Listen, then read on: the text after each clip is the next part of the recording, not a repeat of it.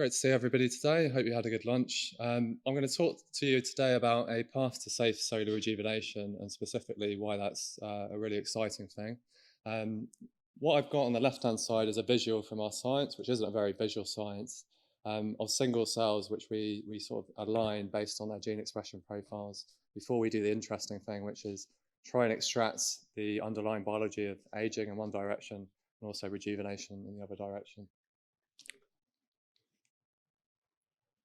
And just to sort of set the scene, this will be familiar to people, but aging is primarily tragic and also expensive. So we have a family friend that comments, we're not living longer, we're dying longer. So the period of life where we're actually, that's increasing is the sort of the less enjoyable part of it.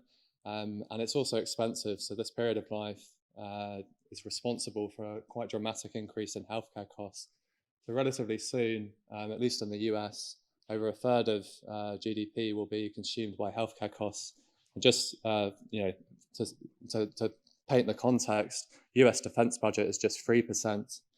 So that's 10 times the US defense budget. So this is a really big problem economically. Difficult decisions will have to be made. But this is allowed to continue to unravel. Andrew Scott recently published a fantastic paper on the sort of economic value of targeting aging. So I've just taken the example of like a couple of age-linked diseases where there's existing markets. So one is osteoarthritis, the other is sarcopenia. Just give you an idea of sort of the current state of the market. But then if you sort of read Andrew's paper, it makes some quite spectacular estimates on the value of just increasing lifespan by 1 year. And if we're actually very conservative about what might be done with rejuvenation drugs, it's a market the likes of which we've never seen. So above $1 trillion is still quite a conservative estimate. So there's plenty of value. The ability to capture all the economic value obviously is a secondary task, but this is going to be a big industry. And two active frontiers in this pursuit of rejuvenation. So this is just what gets my personal interest, right? And this isn't comprehensive. It's just things that I'm focused on. So two active frontiers that I'm particularly interested in are tissue-based rejuvenation and cellular rejuvenation using a set of factors that was originally discovered for their ability to turn adult cells into stem cells. So they're called Yamanaka factors or pluripotency factors. And what's exciting about these two frontiers is the word rejuvenation. So it's not just slowing down aging or stopping aging. It's reversing age from an advanced state to a younger state with which is associated with more function. So with tissue-based rejuvenation, just quickly, this is typically changing the blood composition. And at least in model organisms, you can have quite spectacular effects. So according to our best biomarkers of aging, the DNA methylation clocks, over a 50% rejuvenation just by changing the blood. And it's amazing that just a communicable part of aging through the blood is responsible for so much of what's going on. And then on the other side is cellular rejuvenation using these Yamanaka factors or pluripotency factors. And this is a bit of a double-edged sword. So unlike playing with the blood composition, which is relatively safe, with cellular reprogramming, there's an upside to doing this over tissue rejuvenation. There's a downside. So the upside is that you can take a cell from very advanced age, like even supercentenarian status, and bring it down to a biological age of 0. However, you have a neoplastic risk associated with doing this, especially when you go into animals. So it's in the name. They're pluripotency factors. They were designed to make adult cells into stem cells, make them more proliferative, make them more like something that could cause some real issues. But there's some amazing pathway that's being activated during cellular reprogramming. It's a big mystery. We have these pluripotency factors, we have a change in cell identity, and we have rejuvenation. Everything in between, with a few exceptions, is a black box. It's just ripe for discovery. Like, why not, find the rejuvenation pathway? Then we can have more of the rejuvenation. We could double the rejuvenation without these side effects, which are quite severe. And just to show you, sort of put some pictures to this. On the left is a data set. It's actually data from Shinya Yamanaka's lab himself. It's publicly available data. And he creates a rejuvenation time course. So he expresses pluripotency factors or Yamanaka factors in human fibroblasts with a starting age of 60. And if you look at the blue line, which is the DNA methylation age, so this is the best representative physiological age, you can see between 3 days and 20 days, this dramatic decrease in biological age. So, 60 years to build up this aging problem, just 17 days to jettison it out of the system. So there's nothing else like this paradigm. But we don't know what that biology is on the inside at the moment. And that's where we want to make a difference. We want to find this pathway because we know it exists, right? It's happening, but what is it? And can we find it specifically? And obviously that has therapeutic benefits, being more specific and not having worrying side effects. And just to haunt you, so this is if you express pluripotency factors or Yamanaka factors in a mouse. Most of the time you create teratomas. So these are multi-tissue tumors. It's much like a body without a body plan. So you get bits of teeth and hair. I'm sorry that is, it's good it was after lunch, not before lunch. But you can't, at the moment there is a way to try and get the best out of reprogramming without these side effects, and it's called partial reprogramming. So it's like you basically give these factors to mice at the weekends, so just for 2 days, and take them away during the weeks, 5 days off, and you can actually make a mouse live substantially longer by doing so. But it's a Goldilocks therapy. You go slightly too far, maybe it's just 3 or 4 days, and you've got a lot of dead mice. You don't express the factors long enough, and you don't have anything. So there's an optimization process you have to go through, and that's going to apply to every system, right? If you want to move to a rat, you want to move to a human. So why not increase the safety window? Yeah, like when there's so much that we can discover, at the very least, why not innovate these factors? Let's see if there are a minimal set of safe rejuvenation factors. And why is now the right time to be doing this? Like why do we think that we can lift the bonnet on cellular reprogramming and find the pathway? There's 2 things that have come online relatively recently. The first is the dawn of single cell omics. So a well-known example is the 10x Genomics and their Chromium machine. So you can get rich signatures of what the cell is doing, gene expression, methylome at the single cell level, and this is important to try and figure out if something you're looking at is in a single cell or sort of represents the population more broadly. Secondly, there's vast amounts of computing power that allow us to do sort of flavors of machine learning which were previously prohibitive. So these 2 things are coming together. We're not directly involved in either of these. We're more like the chef. Like let's put these 2 together in the optimal way. And I've got a biological background, so I'm always from a problem sense, how are we solving these problems and what ingredients we're going to use. So to the specifics of what we're doing, it's actually we use genes, and for historical reasons we use genes in our machine learning. So you might be familiar with methylation clocks, or the epigenetic clock from Steve Horvath, which uses methylation sites or CpG sites to basically create a biomarker of aging. But you could also do this on the rejuvenation side. You could train a clock of rejuvenation, see which methyl sites were tied to that. But for historical reasons, we used genes, and it was actually an accident. We found out that by using genes, we could discover a lot more than we realized. So we take gene expression data. This might be from single cells, it might be from a population of cells. And then we sort of stand back and look at what's going on in the pathways of the cell. So what we do, it's called feature reduction. So there's lots of features which are genes, and then we basically distill down to a smaller number of features without any a priori knowledge. It's unbiased. I think that's the right term. And then we train the machine learning on these pathways which we arrive at.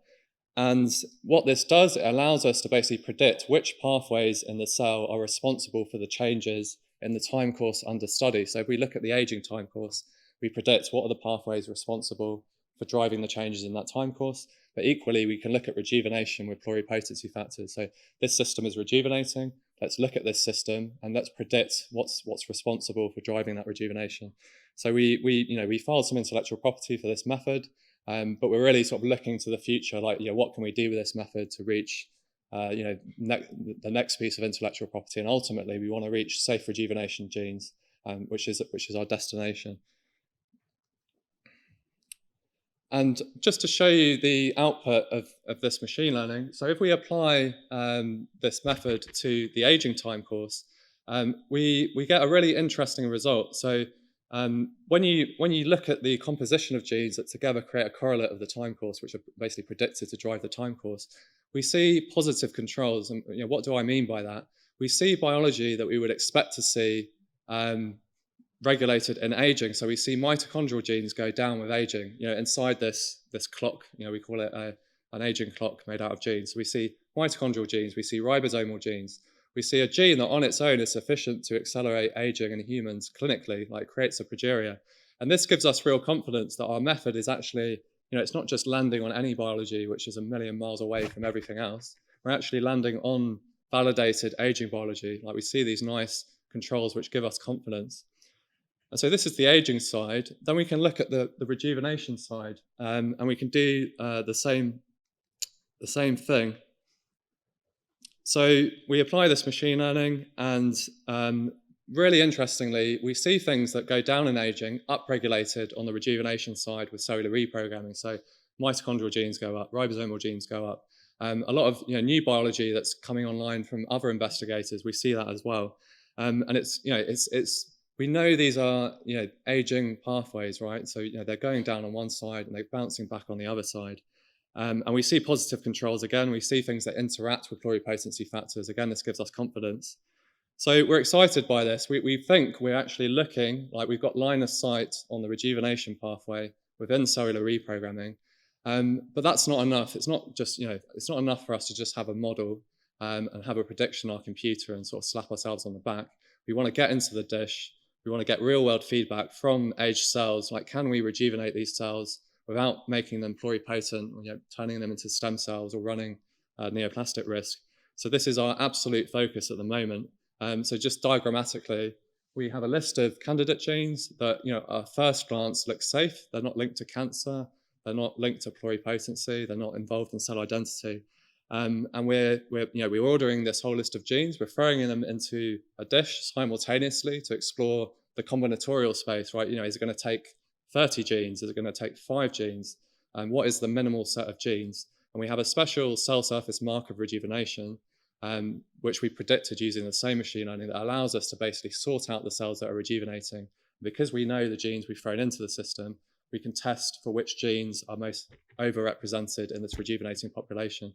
And then, basically it will represent a minimal set of safe rejuvenation genes. So the product of all this activity is sort of the first vantage point of the rejuvenation pathway within cellular reprogramming. And then the next step is obvious. We want to target those genes therapeutically. So our anticipation is this is going to be, it's going to look like a combinatorial mRNA therapeutic. That's the sort of thing we're looking at. But we're not the experts in this realm, and we're actually looking for expertise and network around this, because the moment we reach these genes, there's this big engineering problem that we need to, engineering task that we need to fire up.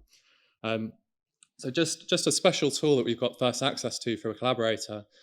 We have a human cell line that will be running these tests inside of, and this cell line is able to rejuvenate from an advanced stage, say 60 methylation years, to 0 methylation years in less than a week. So we can throw in our predictions at the beginning of the week, and at the end of the week, we got samples, and a few days later, we've got the methylation clock reading, like, did we actually rejuvenate?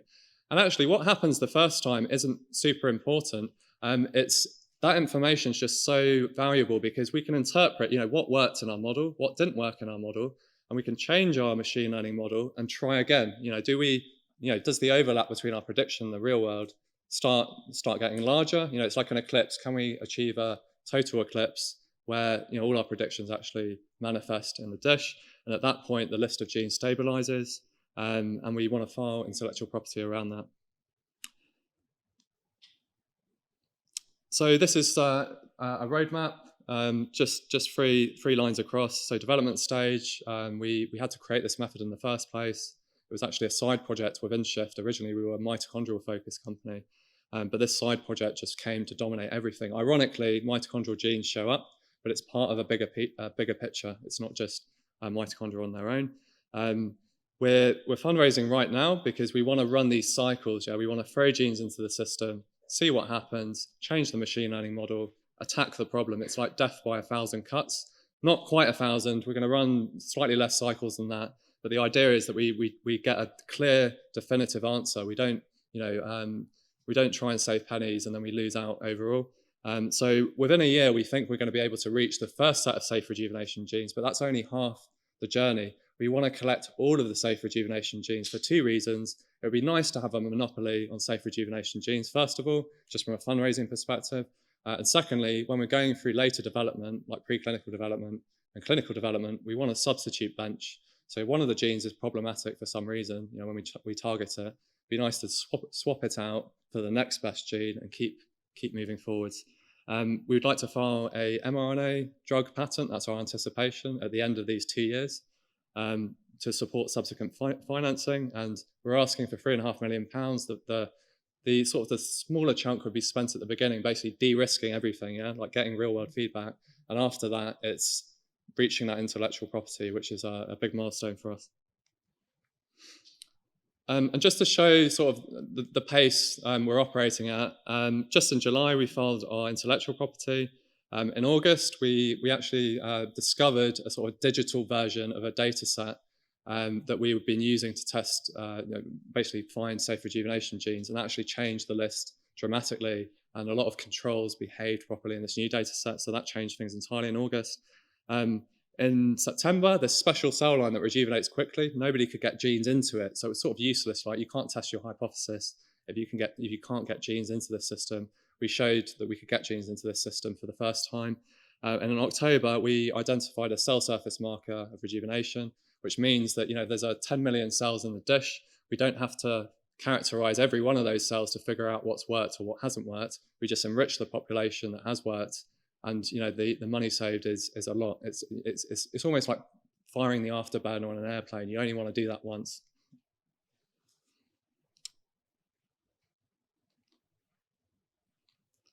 And just to place us amongst other initiatives in this space, I define two axes. One is sort of safety, so there's risky cellular rejuvenation, and there might be a path through. It's just that the safety window is narrow. And then on the other side, it's sort of discovery stage. We sort of place ourselves on the safe category. I mean, if we don't find anything that's safer than the Yamanaka factors, we've failed as a company. The whole idea is let's find this pathway, let's make this safe. Recently, we've had Altos Labs sort of land on this part of the field, which sort of validates the field. That's great, but there's dynamics that take over. Retro Biosciences in San Francisco, I'd say they're a one to watch as well. There's some really great things coming out of them, at least. From their Twitter feeds, and I have apologized to them already. I'm not stalking them, but the things they're saying are fantastic. And we are generating real excitement. So Nir Barzilai was kind enough to say that he's excited by what we're doing. Nathan Chang, who runs a longevity newsletter and recently set up the On Deck program for longevity, he actually put in the first check of this round. Very recently, he's a big supporter. Alison Jeetman from the Foresight Institute. We're on her longevity accelerator, and she's excited. And Jonathan, who's an angel from Cambridge, UK, he set up the unicorn called Abcam, and then he became an angel investor on the back of that. He's been there from the very beginning, and we're all as excited, if not more excited, than the first day. So it's great that we're getting this excitement. And then just a bit about the team. So I've got a mitochondrial background because mitochondria are linked to aging, and I wanted to work on that organelle for aging. Brendan was originally an intern, but then he started to look at clocks, and then we developed this single cell transcriptomic aging clock actually to do a CRISPR screen for aging. But it turns out it created a window into the biology itself, and I've showed you some of that. Steve is my dad, not my brother, and he looks young, but he's not taking our drugs or anything like that. So he was actually an entrepreneur in the technology space before the internet. He did local area networking. He sort of made a name for himself. In his mid-20s, he had 300 people under his management. Puts me to shame. But he's got a lot of skills that he brought in the early days, but we're actually going to retire Steve, unfortunately. Junaid was the key scientist at the University of Cambridge stem cell core facility that makes induced pluripotent stem cells. So he's made over 120 induced pluripotent stem cell lines. He was responsible for setting up the core facility at the Sanger. They tried to reproduce this. Junaid was involved, and he's joined us. It just means we can hit the ground running. When we're trying to innovate the factors, we need somebody like this to deal with stupid issues like the amino acid was changed in the cell media, can shut down the program for 6 months. Lucas is a a scientist in the field, a little bit like Steve Horvath. So he's created an aging clock using neural nets that supersedes, well, on the accuracy front, it's better than the existing technologies, and he wants to apply that to reprogramming like we're doing. So he's coming from the neural net angle, and we're actually using lots of clocks to triangulate biology even before we go into the dish. So that's great, and he's actually studying at Cambridge as well. We're working that one out. We've attracted some knowledgeable partners. So Jonathan, I've talked about. Carl Flegger's a California-based angel, was a machine learning engineer at Google for 10 years. He was the only investor that was going out of his way to ask for the type of company we were building. So we brought him on relatively recently. Ken Raj and Wolf Reich are at, the bleeding edge of the field. So Wolf Reich is looking at partial reprogramming. Ken Raj is, I call him sort of, if Steve Horvath is Batman, Ken Raj is Robin. And Ken is trying to reverse engineer these methylation clocks, which are basically alien technology, a bit like cellular reprogramming. It's a big black box. It's alien technology. Let's reverse engineer it, get all the benefits. And we're on the NVIDIA program, so we can run more machine learning. And just some details around the raise. 2/3 of what we're asking for is direct experimental costs. So just running these cycles. We have a very focused program. We just need to get at the biology because we do a first principles approach to reaching rejuvenation biology. That's the strongest possible foundation for everything that follows. It's just exciting, right? Like seeing what the effect size can do in lots of different directions. So we want to raise £3.5 million. Our goal is to basically create an mRNA therapeutic, lightly combinatorial, and mRNA has benefits for that. Depending on how people can help us get these technologies into people's hands, which is what we're optimizing. Let's get this technology into people's hands. These pathways, they should be activated. Let's reset our biological age if that is on the table. So as long as we file the IP, we've got great optionality. But I think the immediate task is let's get to that biology in the dish. So yeah, thank you very much for listening, and I hope some of that was new to you. But please reach out afterwards. Come and chat to me in the coffee, or I think there's some drinks later I'm going to hang around for. Wonderful, Daniel. Thank you.